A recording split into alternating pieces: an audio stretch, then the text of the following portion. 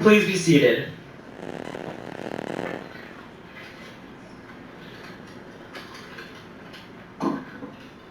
Congratulations, class of 2021. Thank you to the friends, families, and the entire Eastern High School community who have believed in us and have helped make this day possible.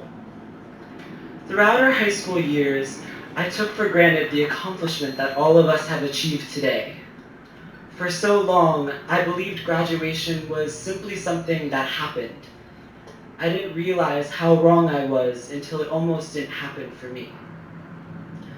We brand high school as 4 years of self-discovery, but few of us even know where to begin. After I came out as queer freshman year, I felt so alone. I didn't know who to turn to for support. Welcome to the Dr. Dare Show. My name is Dr. Frederick Dare. I am a therapist here in Atlanta, Georgia, and welcome to my channel. But before we get started, make sure you subscribe to my YouTube channel. You subscribe, like this video, share it, and click the little bell at the bottom of the screen so that you will get updates of when I upload new content. We usually cover hot topics or mental health issues. Today is no different. Today we are still in the month of June, our last few days here, and we're still, as I promised, doing videos for Pride. So happy Pride to all the LGBTQ community and the supporters.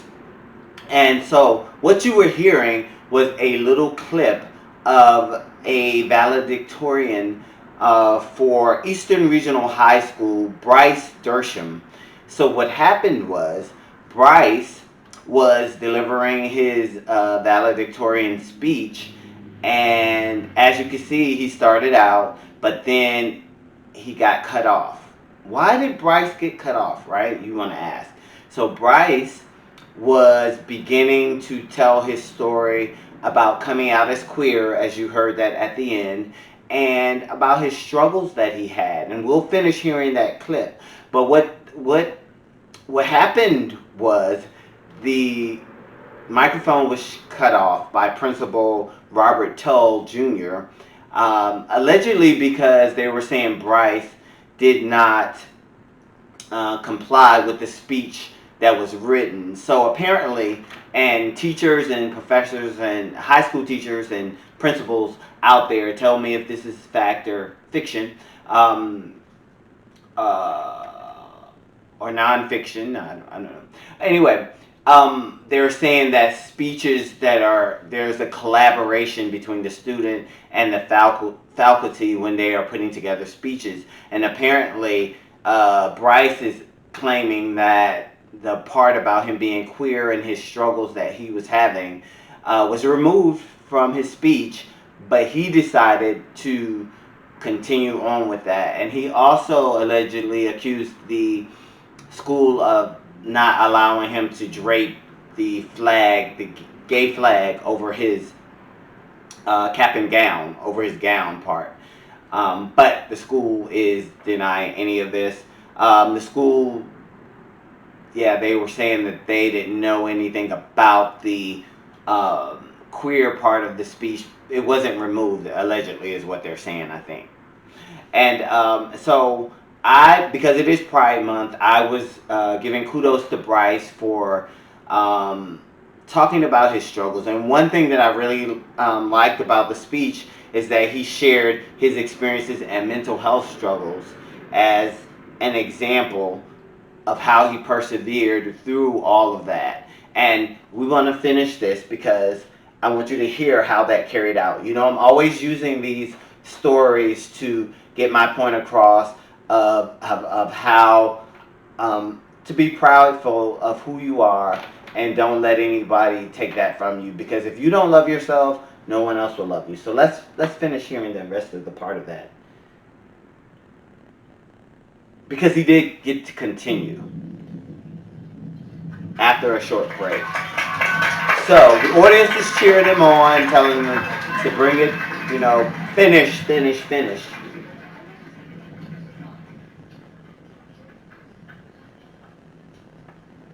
But there are a lot of LGBTQ members that are suffering mental health issues And please seek a therapist if you are at that point. But listen to this story. It's very inspiring. He's almost there.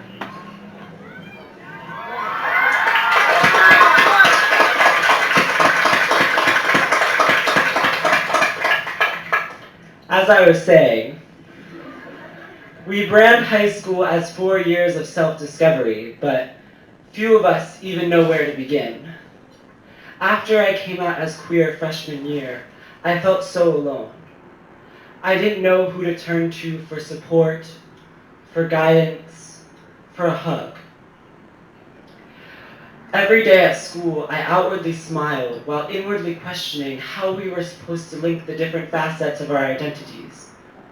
Brother, sister, queen, queer lover, human being.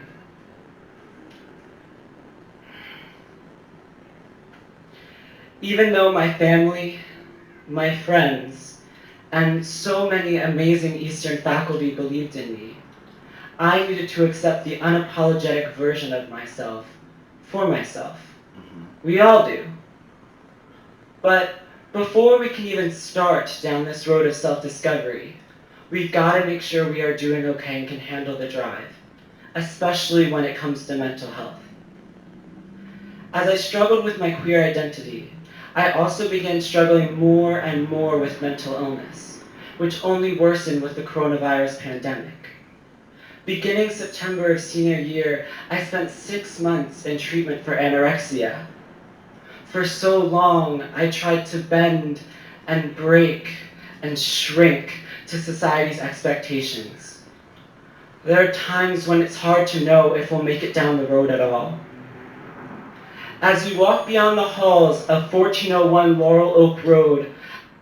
So that was Bryce Dershem finishing his speech. As you can see, there was some pain and turmoil and mental health illness. He experienced anorexia, just a lot of problematic issues struggling with his identity. There's a thing called intersectionality theory that explains the more social identities that you take on, the more problems you are likely to have. And in Bryce's case, he was queer, which added on to him being a brother, which added on him to being a student, and added him to being in the high school environment, which contributed to and being in society contributed to his mental health illness because he didn't know what to do, and he was battling his sexuality and not shrinking for what society expected. So if you're LGBTQ out there and you are struggling with your mental health, you are struggling, you don't know what to do,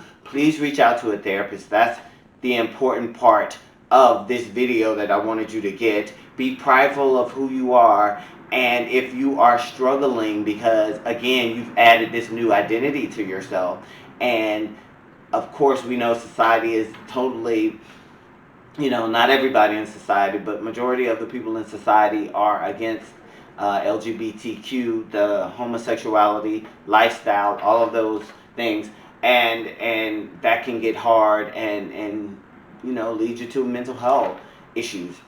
And so again, we're ending the Pride Month. This was a great story to end Pride Month because Bryce persevered. He was resilient. He bounced back, and a lot of LGBTQ people didn't. And so he was prideful.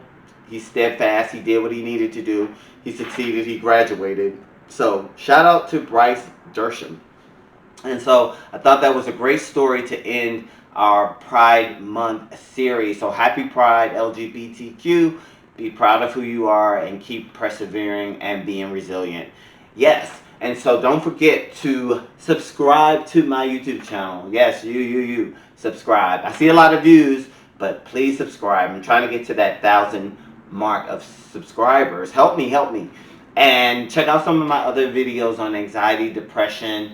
I do a lot of stories on missing people, a lot of stories on society's problems and things like that. But thank you for listening. Thank you for taking the time. Happy Pride for the month of June, and we will see you in July.